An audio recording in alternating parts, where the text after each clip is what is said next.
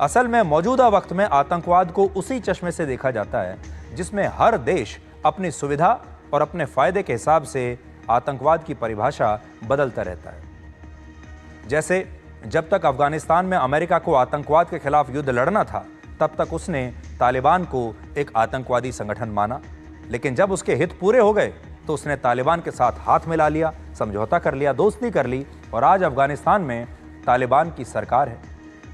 Syria में भी ठीक यही हुआ। सीरिया के मौजूदा राष्ट्रपति अहमद अल शरा को अमेरिका एक अंतर्राष्ट्रीय आतंकवादी घोषित कर चुका था, जो पहले अलकायदा और हयात जैसे आतंकवादी संगठनों का हिस्सा था। लेकिन तख्ता पलट होने के बाद अमेरिका के राष्ट्रपति डोनाल्ड ट्रंप ने अहमद अल शरा के साथ तस्वीरें भी खिंचवाईं और उनसे मुलाकात करके उसे एक अट्रैक्टिव गाय यानी एक आकर्षक व्यक्ति भी बताया। कहा कि ये बड़ा आकर्षक व्यक्ति है।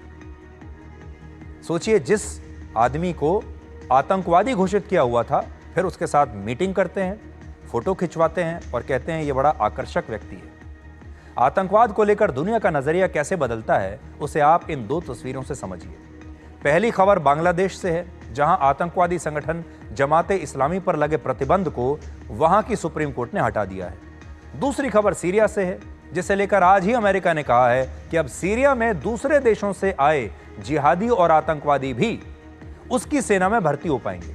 और यह जानकारी व्हाइट हाउस ने खुद दी है। और अब लोग पूछ रहे हैं कि अगर जिहादी सेना में भर्ती होने लगे, अगर ये सारे जिहादी अमेरिका की सेना में भर्ती हो जाएंगे, तो सेना, सरकार और आतंकवाद में क्या फर्क होगा?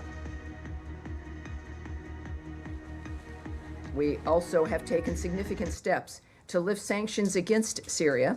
On Friday, Secretary Rubio waived Caesar Act sanctions for 180 days, and the U.S. Treasury Department announced General License 25 and other relief measures. We are engaging with regional and global partners to open investment in Syria. तो आप सोचिए, अगर ये आतंकवादी Syria की सेना में भर्ती हो जाएंगे, तो फिर सीरिया की सेना का क्या होगा? अब अमेरिका कह रहा है कि इन आतंकवादियों को सीरिया की सेना में भर्ती किया जा सकता है, इन जिहादियों को सीरिया की सेना में भर्ती किया जा सकता है, और अमेरिका धीरे धीरे सीरिया के ऊपर जो अपने सैंक्शंस थे उन्हें हटाता जा रहा है। आतंकवाद के खिलाफ एकजुट दुनिया का कड़वा सच क्या है, उसे भी आज हम आपके लिए डिकोड करेंगे। फिलिस्तीन में हमास एक आतंकवादी संगठन है, लेकिन बहुत सारे देश अब भी हमास को एक राजनीतिक पार्टी मानते हैं, जिसने वर्ष 2005 में फिलिस्तीन में स्थानीय चुनाव लड़ा था। इसी तरह आतंकवादी संगठन हिजबुल्लाह लेबनान की सरकार में शामिल है, जबकि अमेरिका ने हिजबुल्लाह को एक आतंकवादी संगठन घोषित किया हुआ है।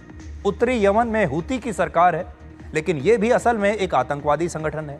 अफगानिस्तान में तालिबान की सरकार है, तालिबान को भी कई देशों ने आतंकवादी संगठन घोषित किया हुआ था। सीरिया का आतंकवादी संगठन हयात तहरीर अल शाम भी अब खुद को एक राजनीतिक पार्टी बताता है, और सीरिया में अब इसी की सरकार है। और पाकिस्तान में भी आतंकवादी हाफिज सईद खुद को एक नेता बताता है, और उसने अपनी एक राजनीतिक पार्टी बनाई हुई है जिसका नाम है पाकिस्तान मरकजी मुस्लिम लीग। लेकिन सच्चाई यह है कि हाफिज सईद भी खुद एक अंतर्राष्ट्रीय आतंकवादी है।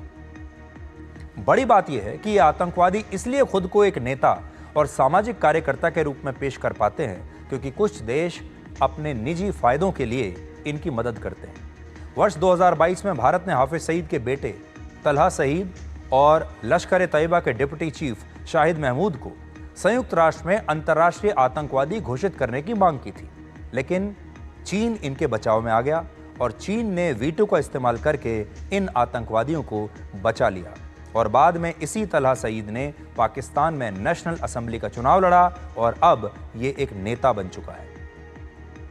सोचिए, अगर आतंकवादी ही सत्ता में आ गए, सरकार चलाने लगे, मंत्री बन गए, विधायक बन गए, सांसद बन गए, और यही आतंकवादी बाद में अंतर्राष्ट्रीय मंचों पर शिखर सम्मेलनों में जाकर आतंकवाद को खत्म करने की बातें कहने लगेंगे, तो ये कितना बड़ा मजाक होगा। और आजकल पूरी दुनिया में यही हो रहा है।